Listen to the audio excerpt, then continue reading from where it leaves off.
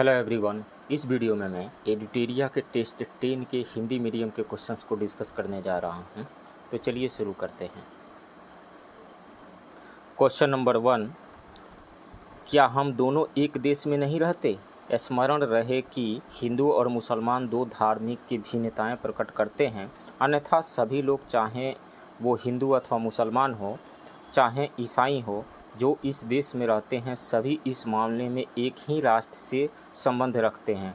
उपरोक्त कथन किसका है? तो ये कथन है सर सैयद अहमद खां का। राइट ऑप्शन सी होगा। नेक्स्ट क्वेश्चन, निम्न में से कौन सा युग्म सही सुमेलित नहीं है?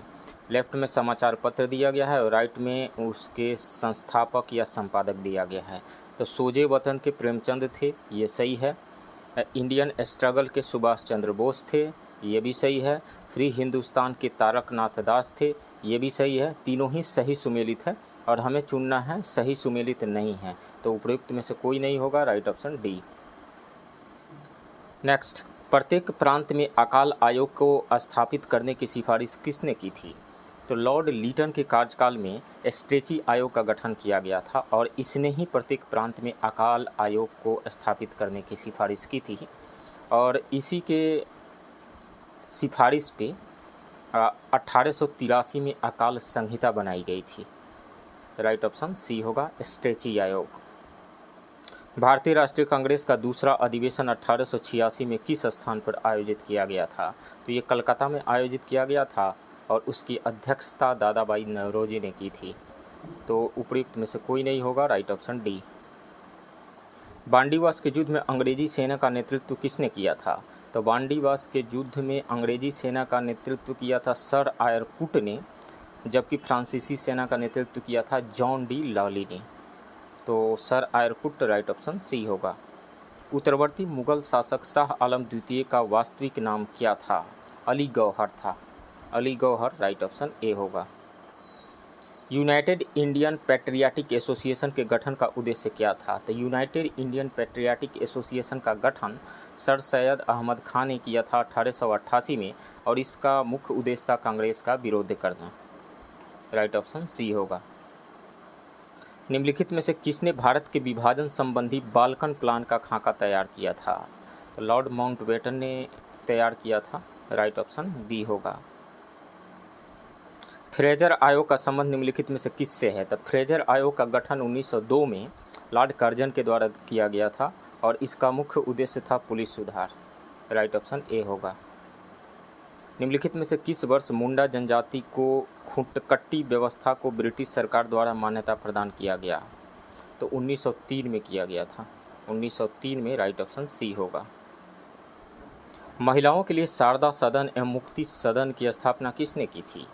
तो मुक्ति सदन की स्थापना पुणे में पंडिता रमाबाई ने 1881 में की थी और 1899 में महिलाओं की शिक्षा के लिए शारदा सदन की स्थापना की थी उन्होंने। पंडिता रमाबाई ने पुणे में शारदा सदन और मुक्ति सदन की स्थापना की थी। तो उपयुक्त में से कोई नहीं। राइट ऑप्शन डी होगा। निम्नलिखित में से कौन सी घटना वारेन हेस्टिंग्स के समय घटित हुई थी?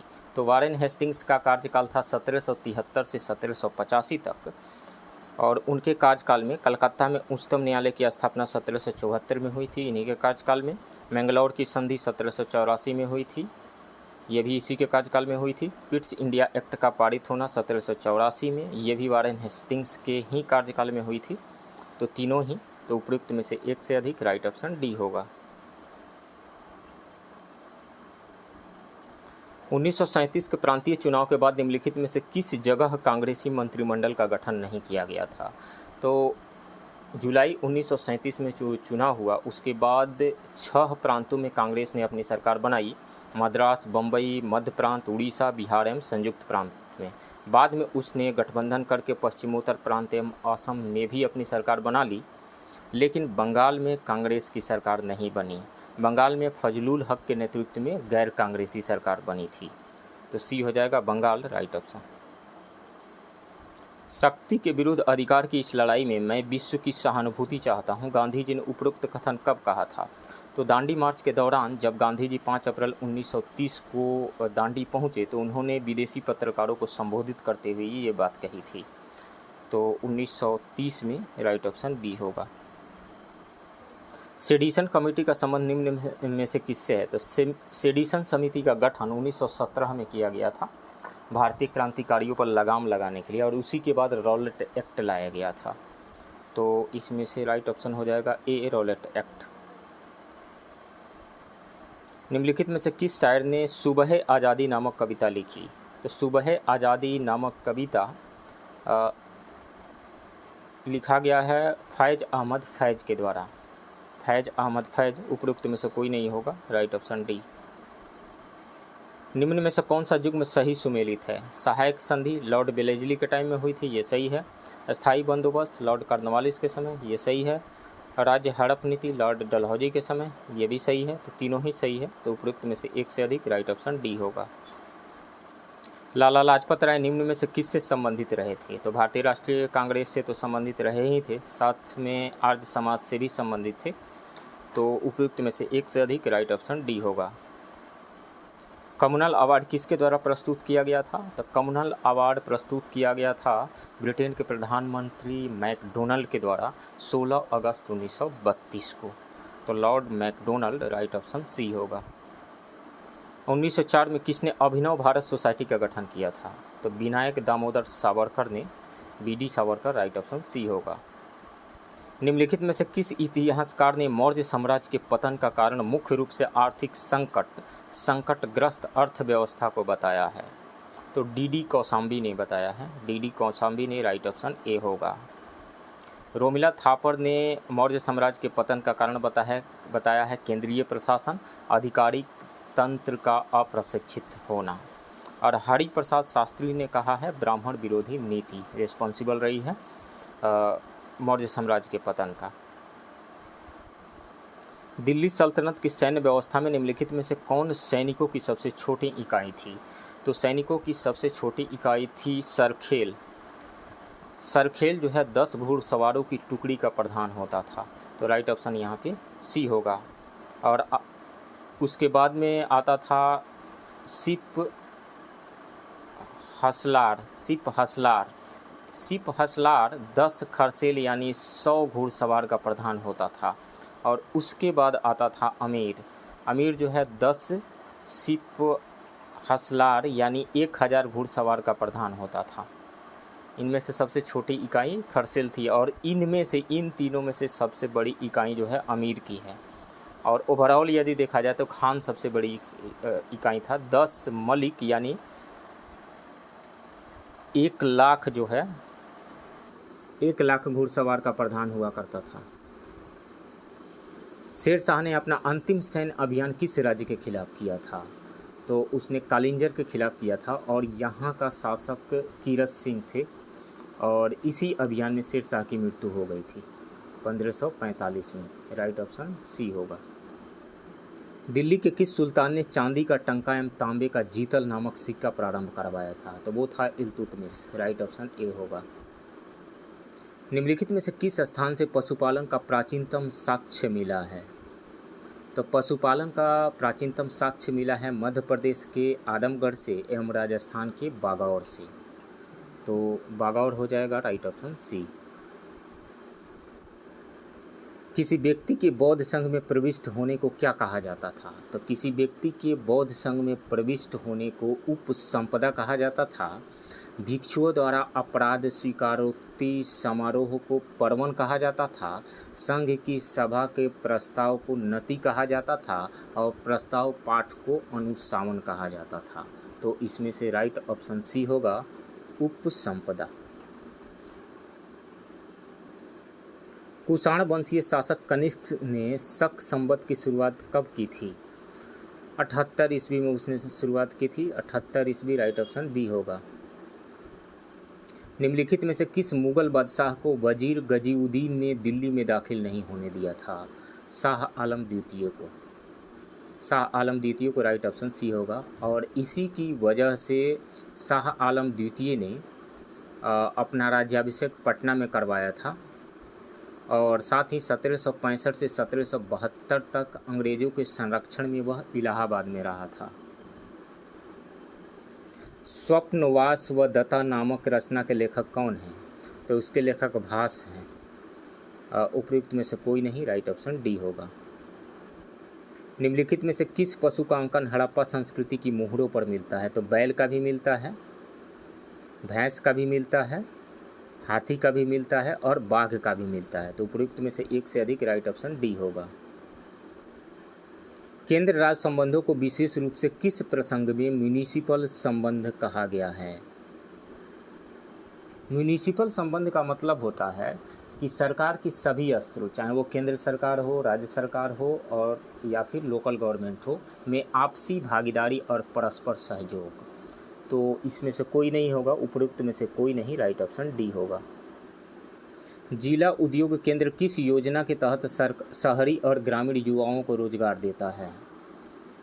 तो वो है प्रधानमंत्री रोजगार योजना। प्रधानमंत्री रोजगार योजना, राइट ऑप्शन बी होगा। कटौती प्रस्ताव का उद्देश्य क्या होता है? तो कटौती प्रस्ताव विपक्षी पार्टियां लेकर के आती है और उसका उद्देश्य होता है बजट प्रस्तावों के खर्च में कमी का प्रस्ताव प्रस्तुत करना, राइट ऑप्शन सी होगा। सरपंच अपना त्यागपत्र किसको सौंपता है? तो वो अपना त्यागपत्र पंचायत समिति के विकास अधिकारी को सौंपता है, राइट ऑप्शन ए होगा। ब्लॉक स्तर पर पंचायत समिति है, तो ब्लॉक स्तर पर पंचायत समिति एक प्रशासनिक प्राधिकरण या यूं कहें कि प्रशासनिक प्राधिकारी के रूप में कार्य करती है। यह ग्राम पंचायत और जिला प्रशासन के बीच संपर्क स्थापित करती है। तो इसमें से हो जाएगा प्रशासनिक प्राधिकरण के रूप में, राइट ऑप्शन बी। संविधान समीक्षा आयोग जिसे फरवरी 2000 में गठित किया गया के अध्यक्ष हैं M.N.. Venkatachaliah, right option A होगा। भारत सरकार में सबसे ऊंचे पद का सिविलियन अधिकारी कौन होता है? तो कैबिनेट सेक्रेटरी होता है, मंत्रिमंडलीय सचिव, राइट ऑप्शन सी होगा। भारतीय संविधान के अनुच्छेद 110 के अनुसार धन विधेयक की परिभाषा में क्या सम्मिलित है? टैक्स लगाना, समाप्त करना व उसके विनियमन में प्रत्यावर्तन, ये शामिल है। धन की उधारी का विनियमन करना, ये भी शामिल है। भारत की संचित निधि से धन को विनियोग करना, ये भी शामिल है। तो उपरोक्त में से एक से अधिक, राइट ऑप्शन डी होगा। प्रोटेम स्पीकर का कर्तव्य होता है स्पीकर की अनुपस्थिति में सदन की कार्यवाही का संचालन करना, नहीं, सदस्यों को शपथ दिलाना काम है प्रोटेम स्पीकर का, राइट ऑप्शन बी होगा। लोकसभा के अध्यक्ष को कैसे हटाया जा सकता है? तो according to article 94C Lok Sabha के अध्यक्ष को हटाया जा सकता है लोकसभा के सभी सदस्यों के बहुमत से पारित संकल्प के द्वारा। तो राइट ऑप्शन यहाँ पे बी हो जाएगा। निम्नलिखित में से कौन प्रथम जनजातीय लोकसभा अध्यक्ष बने थे? तो पी.एस. संगमा प्रथम जनजातीय लोकसभा अध्यक्ष थे। उपरोक्त में से कोई नहीं, राइट ऑप्शन डी होगा। संविधान के किस प्रावधान में कहा गया है कि विधि के प्राधिकार के बिना न तो कोई कर लगाया जा सकता है और न ही एकत्रित किया जा सकता है? तो वो है आर्टिकल 265, राइट ऑप्शन ए होगा। 266 जो है वो संचित निधि से संबंधित आर्टिकल है और अनुच्छेद 300 जो है संघ एवं राज्यों के नाम से वाद और कार्यवाहियों से संबंधित है। निम्न में से कौन सा कथन असत्य है? राष्ट्रपति पद के लिए प्रत्याशी की आयु कम से कम 35 वर्ष की होनी चाहिए, ये सही है। उपराष्ट्रपति राज्यसभा का सभापति होते हैं, ये भी सही है। उपराष्ट्रपति का चुनाव भारत के राष्ट्रपति करते हैं, नहीं। उपराष्ट्रपति का निर्वाचन संसद के दोनों सदनों के सदस्यों द्वारा अनुपातिक प्रतिनिधित्व पद्धति के अनुसार एकल संक्रमणीय मत प्रणाली द्वारा होता है। तो इस कारण से सी गलत है और असत्य कथन चुनना है, तो यही सही होगा, सी। निम्नलिखित में से किसने भारत के उपराष्ट्रपति का पद संभाला है? तो मोहम्मद हिदायतुल्लाह ये भारत के उपराष्ट्रपति रहे थे 1979 से 84 तक। और उसके बाद में शंकर दयाल शर्मा भारत के उपराष्ट्रपति रहे थे 1987 से 1992 के बीच में। तो ये दो लोग जो है उपराष्ट्रपति के पद पे रह चुके हैं। तो नीचे दिए गए कूट का प्रयोग कर सही उत्तर चुनें। तो इसमें से 1 और 4 हो जाएगा, केवल 1 और 4, राइट ऑप्शन ए होगा। निम्नलिखित में से कौन सा सही सुमेलित नहीं है? अधिनियम, और किस वर्ष लाया गया था वो अधिनियम, ये दिया हुआ है। राजद्रोही सभाओं को रोकने का अधिनियम 1908 में लाया गया था, नहीं 1907 में लाया गया था, ये गलत है। भारतीय फौजदारी कानून संशोधन अधिनियम 1908 में लाया गया था, ये सही है। समाचार पत्र अधिनियम 1908 में लाया गया था, ये भी सही है। ये गलत है, सो राइट ऑप्शन ए होगा। कृष्णा नदी की सहायक नदी निम्न में से कौन है? तो पेंचगंगा है, सहायक नदी कृष्णा की ही है। घाटप्रभा भी है और कोयना भी है, तीनों ही कृष्णा नदी की ही सहायक नदी है। तो उपरोक्त में से एक से अधिक, राइट ऑप्शन डी होगा।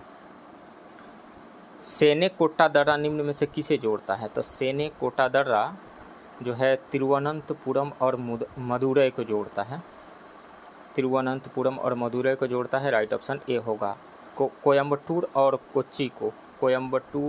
कोच्चि को जोड़ता है पाल घाट का दर्रा, और मुंबई पुणे को जोड़ता है भोर घाट का दर्रा, और मुंबई नागपुर को जोड़ता है थाल घाट का दर्रा। निम्नलिखित में से कौन तटीय स्थलाकृति नहीं है? तो तटीय स्थलाकृति के अंतर्गत स्थलाकृतियाँ आती हैं, वे हैं तटीय क्लिप, स्टैक, टोम्बोलो और पुलिन।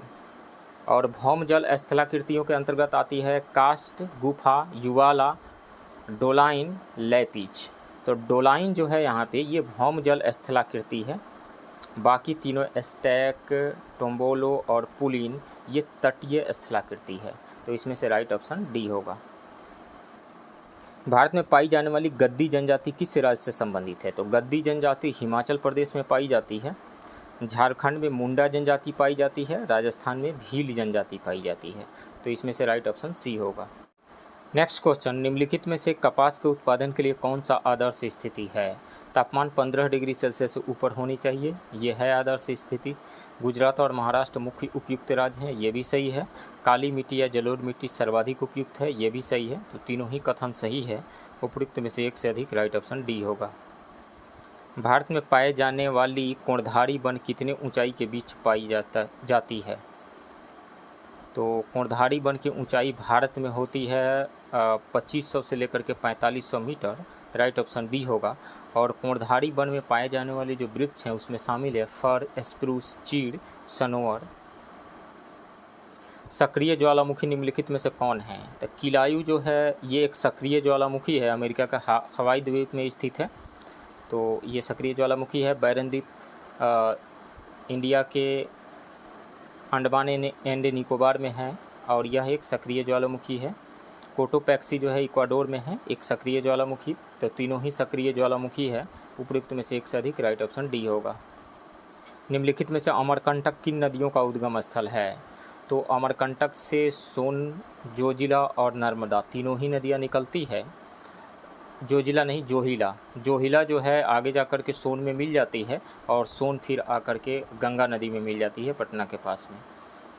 नर्मदा नदी भी अमरकंटक से ही निकलती है। तो तीनों ही अमरकंटक से ही निकलती है, तो उपयुक्त में से एक से अधिक, राइट ऑप्शन डी होगा। निम्नलिखित में से गन्ना अनुसंधान केंद्र भारत में कहाँ स्थित है? लखनऊ में है, राइट ऑप्शन सी होगा। कोंकण में अप्रैल मई के महीने में होने वाली शाम की बारिश को क्या कहा जाता है? मैंगो शावर कहा जाता है, आम की बौछार, राइट ऑप्शन ए होगा।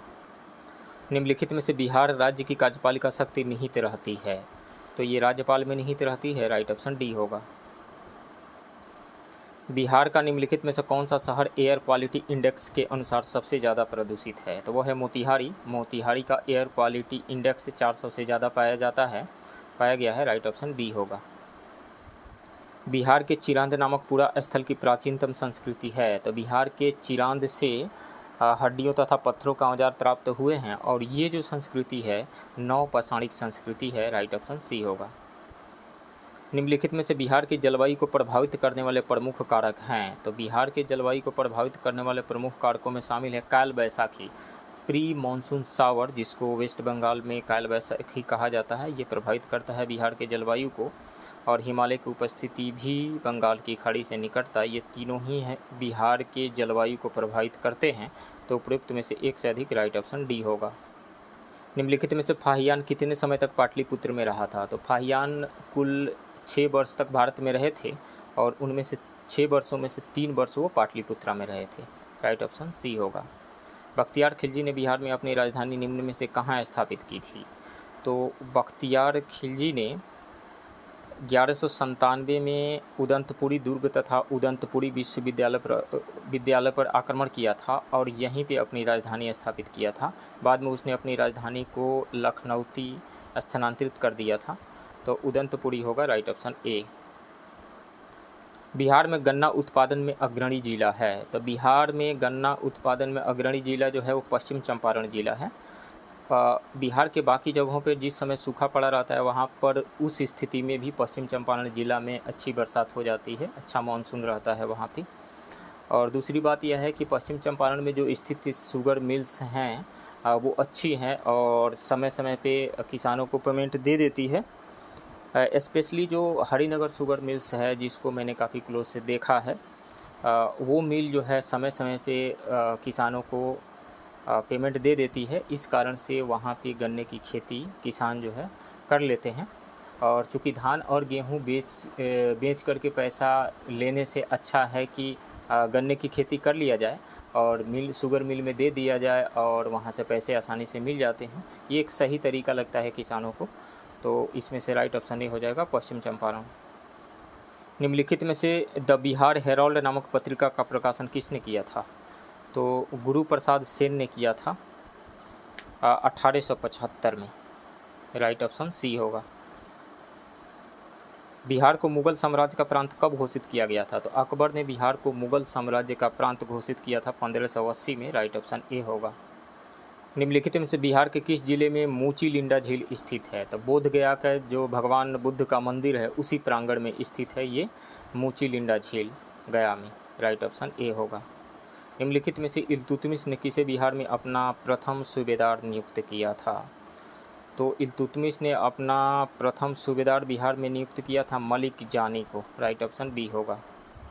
सविनय अवज्ञा आंदोलन के दौरान छपरा जेल के कैदियों ने नंगी हड़ताल किस मांग को लेकर के की थी? तो नंगी हड़ताल उन्होंने किया था स्वदेशी वस्त्र की मांग को लेकर के। वे लोग विदेशी वस्त्र का बहिष्कार कर रहे थे।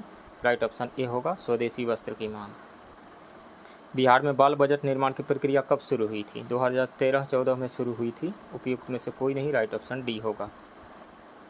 बिहार में निम्नलिखित में से किस समूह की नदियाँ उत्तर से बहने वाली गंगा या उसकी सहायक नदियों में मिलती है? तो गंडक, कमला और बागमती, ये तीनों नदियाँ जो है उत्तर बिहार में बहती है और गंगा या उसकी सहायक नदियों में मिल जाती है। राइट ऑप्शन बी होगा। इसके बाद क्वेश्चन नंबर 70 से लेकर के क्वेश्चन नंबर 98 तक साइंस के क्वेश्चन हैं, जिसका डिस्कशन मैं दूसरे वीडियो में कर चुका हूं। आप चाहें तो उस वीडियो को देख सकते हैं। निम्न में से कौन सा या कौन से कथन सत्य है? राष्ट्रीय कृषि तथा ग्रामीण विकास बैंक नाबार्ड देश में कृषि व ग्रामीण विकास हेतु ऋण प्रदान करता है। ये सही है। बैंक दर मुद्रा आपूर्ति को नियंत्रित करने के लिए केंद्रीय बैंक द्वारा उपयोग किया जाने वाला एक गुणात्मक उपकरणों में से एक है। नहीं, गुणात्मक उपकरण तो नहीं है। बैंक दर जो है गुणात्मक उपकरण नहीं है, मात्रात्मक उपकरण है। मात्रात्मक उपकरणों में शामिल है repo rate, reverse repo rate, bank दर, खुले बाजार की नीति, MSF। और गुणात्मक उपकरणों में शामिल है प्रत्यक्ष क्रियाएं, प्रचार, चयनात्मक साख नियंत्रण। तो गुणात्मक वर्ड का यूज करने की वजह से यदि मात्रात्मक रहता तो सही हो जाता। ये स्टेटमेंट गलत है। फिएट मुद्रा का अपना आंतरिक मूल्य होता है? बिल्कुल नहीं।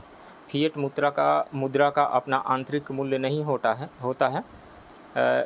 यह सोने या चांदी द्वारा समर्थित नहीं होती है। इसका मूल्य सरकारी नियमों से अंकित किया जाता है। तो ये भी गलत है। इसमें से सही कौन सा है? ए सही है। सो राइट ऑप्शन ए होगा। वर्तमान भारत में मुद्रास्फीति को मापा जाता है। तो मुद्रास्फीति को भारत के साथ ही विकासशील देशों में उपभोक्ता मूल्य सूचकांक यानी कंज्यूमर प्राइस इंडेक्स CPI के द्वारा मापा जाता है। राइट ऑप्शन बी होगा। किसी अर्थव्यवस्था में यदि ब्याज की दर को घटाया जाता है तो जब ब्याज दर घटाया जाता है तो लोग आसानी से कम ब्याज दर पे ऋण प्राप्त कर लेते हैं, उनको लोन मिल जाता है। और जब लोन मिल जाता है तो उनका परचेजिंग पावर बढ़ जाता है, वो खरीदारी ज़्यादा करने लगते हैं। खरीदारी यानी एक्सपेंडिचर उनका बढ़ जाता है। एक्सपेंडिचर बढ़ने से एक तो अर्थव्यवस्था में उपभोग व्यय बढ़ जाता है, घटाएगा नहीं ये, तो ये गलत है। सरकार के कर संग्रह को बढ़ाएगा, बिल्कुल। सरकार का जैसे लोग ज़्यादा खर्च करने लगेंगे तो सरकार के पास इनडायरेक्ट टैक्सेस ज़्यादा जाने लगेगा, तो सरकार की कर संग्रह को बढ़ाएगा। हाँ, सरकार का कर संग्रह बढ़ सकता है, अर्थव्यवस्था में निवेश व्यय को भी बढ़ाएगा। बिल्कुल, लोग ज़्यादा खर्च करने लगेंगे या जिनको निवेश करना है वो निवेश करेंगे। तो दो चीज़ें होगी, एक तो उपभोग व्यय को बढ़ाएगा और दूसरा अर्थव्यवस्था में निवेश व्यय को भी बढ़ाएगा।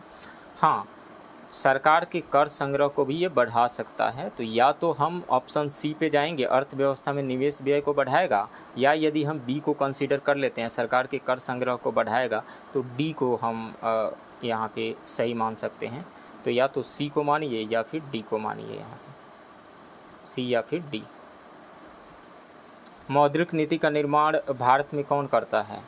तो मॉनेटरी पॉलिसी का निर्माण आरबीआई के द्वारा किया जाता है। राइट ऑप्शन बी होगा। निम्न में से एम नरसिम्हन समिति का प्रतिवेदन किस विषय से संबंधित था? तो पहली बार जब एम नरसिम्हन समिति का गठन किया गया था तो फाइनेंशियल सेक्टर में सुधार के लिए किया गया था, और दूसरी बार बैंकिंग सेक्टर में सुधार के लिए किया गया था। तो इसमें से उपयुक्त में से कोई नहीं, राइट ऑप्शन डी होगा।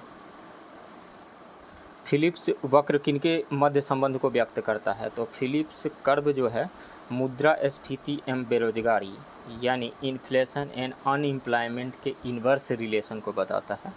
राइट ऑप्शन बी होगा। नेस्कॉम निम्नलिखित में से किस क्षेत्र के उपक्रमों का संगठन है? तो नेस्कॉम का मतलब होता है national association of software and service companies, तो सॉफ्टवेयर से संबंधित है। राइट ऑप्शन सी होगा। विश्व बैंक के नए अध्यक्ष अजय बंगा किस देश के नागरिक हैं? तो ये भारतीय मूल के अमेरिकी नागरिक हैं। राइट ऑप्शन डी होगा। अंतर्राष्ट्रीय मुद्रा कोष ने 2023-24 में भारत में आर्थिक वृद्धि 6.1% रहने का पूर्वानुमान अक्टूबर 2022 में व्यक्त किया था। कोष की अप्रैल 2023 में जारी वर्ल्ड इकोनॉमिक आउटलुक रिपोर्ट में यह ताज़ा पूर्वानुमान अब कितने प्रतिशत वृद्धि का है? तो अब 5.9% का है। राइट ऑप्शन बी होगा। 2000 रुपया के नोट वापस लिए जाने के आरबीआई के ताज़ा कदम के तहत कोई व्यक्ति अधिकतम कितनी राशि के ऐसे नोट अपने बैंक खाते में प्रतिदिन 30 सितंबर 2023 तक जमा करा सकता है? तो यदि बैंक अकाउंट में अपने खाता में जमा करना है तो कितना भी ये जमा करा सकता है? तो उपरोक्त में से कोई नहीं, राइट ऑप्शन डी होगा। लेखा वर्ष 2022-23 के लिए आरबीआई ने कितने रुपये लाभांश के रूप में केंद्र को हस्तांतरित करने का निर्णय किया है? 87,416 करोड़ रुपये का। राइट ऑप्शन ए होगा। भारतीय रिजर्व बैंक का लेखा वर्ष क्या है? तो भारतीय रिजर्व बैंक का लेखा वर्ष जुलाई से जून नहीं दिया है किसी में, उपयुक्त में से कोई नहीं, राइट ऑप्शन डी होगा। हाल ही में किस अभिनेता को यूनिसेफ इंडिया के लिए भारत का राष्ट्रीय राजदूत नियुक्त किया गया है? आयुष्मान खुराना को। राइट ऑप्शन डी होगा। समलैंगिक विवाह को मान्यता देने वाला पहला बाल्टिक देश कौन बन गया है? एस्टोनिया बना है। राइट ऑप्शन डी होगा। भारत के पहले अंतर्राष्ट्रीय क्रूज जहाज एमवी एक्सप्रेस के संबंध में निम्नलिखित में से कौन सा या कौन से कथन सही है? इसे चेन्नई से श्रीलंका के लिए रवाना किया गया, ये सही है। केंद्रीय बंदरगाह जहाजरानी तथा जल मार्ग मंत्री सर्बानंद सोनोवाल ने हरी झंडी दिखाई, ये भी सही है। 750 यात्रियों के साथ इसने श्रीलंका के 3 बंदरगाहों का दौरा किया, ये भी सही है। तीनों ही स्टेटमेंट सही है, तो 1 2 3 राइट ऑप्शन सी होगा। भारत का पहला कार्बन न्यूट्रल गांव किस राज्य में विकसित किया जा रहा है? तो ये महाराष्ट्र के ठाणे जिले में विकसित किया जा रहा है। राइट ऑप्शन बी होगा। जनवरी 2023 में भारत के किस राज्य में ऑरेंज फेस्टिवल का आयोजन किया गया? तो तीसरे ऑरेंज फेस्टिवल का आयोजन किया गया नागालैंड में। राइट ऑप्शन सी होगा। इसका उद्देश्य था राज्य के उत्पाद को राष्ट्रीय तथा अंतर्राष्ट्रीय स्तर पर बाजार उपलब्ध कराना। देश की नौवहन क्षमताओं को बढ़ाने के लिए मई 2023 में GSLV जियो सिंक्रोनस लॉन्च व्हीकल F-12 के जरिए किस उपग्रह को लॉन्च किया गया? तो NVS-01 को लॉन्च किया गया था, और यह देश की नौवहन क्षमताओं को बढ़ाएगा। राइट ऑप्शन बी होगा। सूडान में चल रहे गृह युद्ध के कारण वहां फंसे भारतीय नागरिकों को निकालने के लिए भारत द्वारा किस ऑपरेशन की शुरुआत की गई है? ऑपरेशन कावेरी की शुरुआत की गई थी। राइट ऑप्शन डी होगा। क्वाड के संबंध में निम्नलिखित में से कौन सा कथन गलत है? मई 2022 में क्वाड की बैठक टोक्यो में आयोजित की गई, ये सही है स्टेटमेंट। 2022 में हुई बैठक में हिंद प्रशांत समुद्री कार्यक्षेत्र जागरूकता पहल की घोषणा की गई, ये भी सही है। क्वाड की पहली बैठक 2019 में आयोजित की गई थी, ये भी सही है। तो तीनों ही स्टेटमेंट सही है और हमें चूज करना है गलत स्टेटमेंट। तो कोई भी गलत नहीं है, तो उपयुक्त में से कोई नहीं, राइट ऑप्शन डी होगा। मई 2023 में नई दिल्ली में आयोजित रायसीना डायलॉग के 8वें संस्करण के मुख्य अतिथि कौन थे? तो मुख्य अतिथि थी इटली की prime minister Giorgia Meloni, right option A होगा। जनवरी 2023 में भारत ने किस देश के साथ ग्रीन हाइड्रोजन के विकास और अंडर सी केबल कनेक्टिविटी पर सहयोग के लिए समझौता किया है? यूएई के साथ यूएई के साथ नहीं, हाँ यूएई के साथ ही संयुक्त अरब अमीरात के साथ, राइट ऑप्शन सी होगा। हाल ही में भारतीय रेलवे बोर्ड के सीईओ एवं अध्यक्ष कौन बने हैं? तो अनिल कुमार लाहौटी बने हैं, राइट ऑप्शन बी होगा। और ऋतुराज अवस्थी जो है 22वें विधि आयोग के अध्यक्ष बने हैं। अमित अग्रवाल भारतीय विशिष्ट पहचान प्राधिकरण के सीईओ बने हैं। और प्रवीण कुमार श्रीवास्तव केंद्रीय सतर्कता आयोग के अध्यक्ष बने हैं। AIME 2023 नौसैनिक अभ्यास भारत ने किस देश या संगठन के साथ किया है? तो AIME का मतलब होता है आसियान इंडिया मैरीटाइम एक्सरसाइज, तो आसियान के साथ में किया है, राइट ऑप्शन सी होगा। 22 मई 2023 को मनाए गए अंतर्राष्ट्रीय जैव विविधता दिवस का थीम क्या था? तो थीम था from agreement to action build back biodiversity, right option C होगा। वर्ष 2021-22 में ब्लू फ्लैग लिस्ट में शामिल भारत के समुद्री तटों में निम्नलिखित में से कौन सुमेलित नहीं है? थुंडी बीच जो है लक्षद्वीप में है, ये सही है। कदमत बीच पुदुचेरी में, कदमत बीच जो है पुदुचेरी का नहीं है, लक्षद्वीप का, तो ये गलत है। कोवलम समुद्र तट तमिलनाडु का, यह है, सही है। ईडन समुद्र तट केरल का, ईडन समुद्र तट केरल का नहीं, पुदुचेरी का, तो ये गलत है। तो इसमें से 2 और 4 गलत है और वहीं चुनना है हमें, सुमेलित नहीं है, तो 2 और 4 राइट ऑप्शन बी होगा। वर्ष 2023 में पद्म विभूषण विजेता श्री जाकिर हुसैन का संबंध किस क्षेत्र से है? तो कला से है, राइट ऑप्शन ए होगा। जनवरी 2023 में कुल 106 पद्म पुरस्कारों की घोषणा की गई थी, जिसमें 6 पद्म विभूषण, 9 पद्म भूषण तथा 91 पद्मश्री शामिल थे। और जो पद्म विभूषण प्राप्तकर्ता हैं उनमें शामिल है श्री बालकृष्ण दोषी, उनको मरणोपरांत दिया गया था वास्तुकला के लिए, श्री जाकिर हुसैन को कला के लिए, श्री SM कृष्णा को लोक कार्य के लिए, श्री दिलीप महालनोबिस को मरणोपरांत दिया गया चिकित्सा के लिए, श्री श्रीनिवास वर्धन को विज्ञान और इंजीनियरिंग के लिए दिया गया था, और मुलायम सिंह यादव को लोक कार्य के लिए दिया गया था। IUCN तथा world commission on protected areas द्वारा असम में स्थित किस नेशनल पार्क को इंटरनेशनल रेंजर अवार्ड 2022 से सम्मानित किया गया है? तो वह है Orang national park, right option C होगा। नवंबर 2023 में UNFCCC का COP28 सम्मेलन कहाँ आयोजित किया जाएगा? तो ये UAE में आयोजित किया जाएगा, संयुक्त अरब अमीरात, राइट ऑप्शन ए होगा। निम्नलिखित में से किसे 32वां बिहारी पुरस्कार 2022 से सम्मानित किया गया है? डॉक्टर माधव हाडा को, राइट ऑप्शन सी होगा। 17वां प्रवासी भारतीय दिवस सम्मेलन के संबंध में निम्नलिखित में से कौन सा कथन गलत है? जनवरी 2023 में इसका आयोजन नई दिल्ली में किया गया था, नई दिल्ली में नहीं इंदौर में किया गया था, ये गलत है।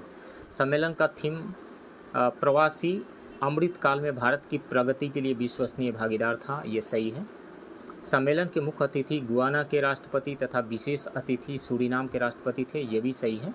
तो इसमें से ए गलत है, राइट ऑप्शन ए होगा। वर्ष 2023 के मार्कोनी पुरस्कार से किसे सम्मानित किया गया है?